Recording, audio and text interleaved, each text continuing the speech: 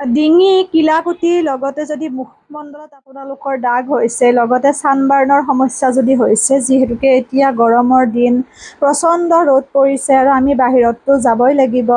যিমান ছানস্ক্ৰীন লগালেও কিছুমানৰ ধৰি লওক ছানবাৰ্ণৰ সমস্যাই দেখা দিয়ে আৰু বহুতৰে ডিঙিটো ক'লা ক'লা লেতেৰা মলি সদৃশৰ দৰে হয় আৰু কিলাকুটিটো বহুতৰে ক'লা চামনিৰ নিচিনা পৰে গতিকে আপোনালোকে যদি ঘৰুৱা এই পদ্ধতিটো অৱলম্বন কৰে তেতিয়াহ'লে আপোনালোকে এই গোটেইকেইটা সমস্যাৰ পৰা হাত সাৰিব পাৰিব আৰু তাতোকৈ ভাল লগা বিষয়টো হৈছে এই গোটেইখিনি বস্তু নেচাৰেল বস্তু য'ৰ পৰা নেকি কোনো ধৰণৰ ছাইড এফেক্ট আপোনালোকে নাপায় আমি এনেকুৱা বস্তু ব্যৱহাৰ কৰিব লাগে যিটো বস্তু নেকি আমাৰ জ্ঞাত হয় আমি জানো যে এইটো বস্তু আমাৰ অন্ততঃ যদি আমি ভাল ৰিজাল্ট নাপাওঁ বেয়াও অন্ততঃ আমাৰ নহয় কাৰণ আজিকালি মাৰ্কেটত বিভিন্ন ধৰণৰ প্ৰডাক্ট উলিয়াই দিছে গতিকে আমি যিকোনো বস্তু ব্যৱহাৰ কৰাৰ আগত যথেষ্ট সাৱধান হোৱাৰ প্ৰয়োজন আছে বিশেষকৈ স্কিন আৰু চুলিৰ ক্ষেত্ৰত আৰু পিম্পলছৰ কথা বহুতেই সোধে পিম্পলছ ওলাই মানুহৰ এটা এজত তেনেকুৱা মোৰো বহুত বেছি পিম্পলছ আছিল এটা টাইমত ডাঙৰ ডাঙৰ গতিকে পিম্পলছ বোলা বস্তুটো আমি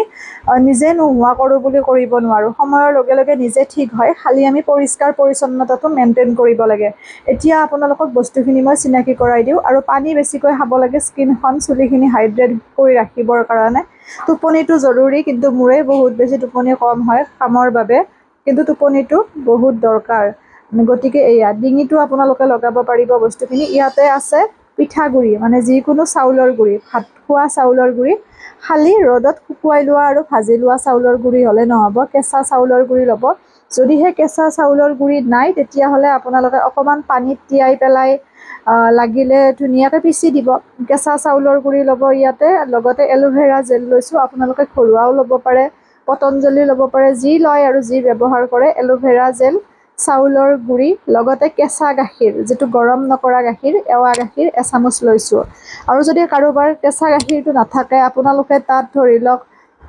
খুব ধুনীয়াকৈ এতিয়া আমৰ বতৰ অকণমান আম যদি লয় পকা আম লগতে অকণমান কল যদি লয় কেতিয়াবা আমাৰ স্কিনৰ বাবে এইবোৰ ভাল নেচাৰেল বস্তু যদিহে গাখীৰ নাথাকে এইখিনি বস্তু ধুনীয়াকৈ মিহলি কৰিব চাউলৰ গুড়ি এল'ভেৰা জেল লগতে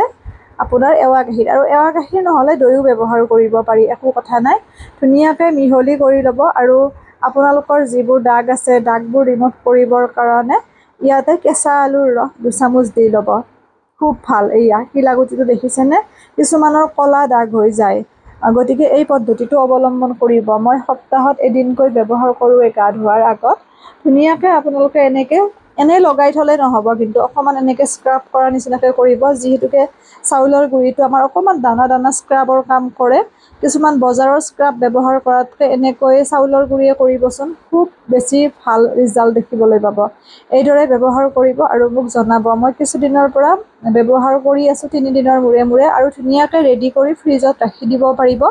10 দিনৰ বাবে এনেকৈ লগাই 20 মিনিট সময় ৰাখি পেলাই ধুনীয়াকৈ ধুই দিব ফেচ ৱাছো কৰিব পাৰে একো কথা নাই খালি বস্তুবোৰ ব্যৱহাৰ কৰোঁতে স্কিনৰ ক্ষেত্ৰত বা চুলিৰ ক্ষেত্ৰত অকণমান চাই চিতি ব্যৱহাৰ কৰিব যাতে কোনো ধৰণৰ হাৰ্ম নকৰে মানে আমাৰ স্কিনখনত কাৰণ যেতিয়া আমাৰ পিম্পলছ হয় বা কিবা এটা দাগ পৰে বা সমস্যাই দেখা দিয়ে তেতিয়া আমাৰ কেনেকুৱা হৈ যায় যিয়ে যিটো কয় সেইটো ব্যৱহাৰ কৰাত আমি গুৰুত্ব দিওঁ কিন্তু তেতিয়া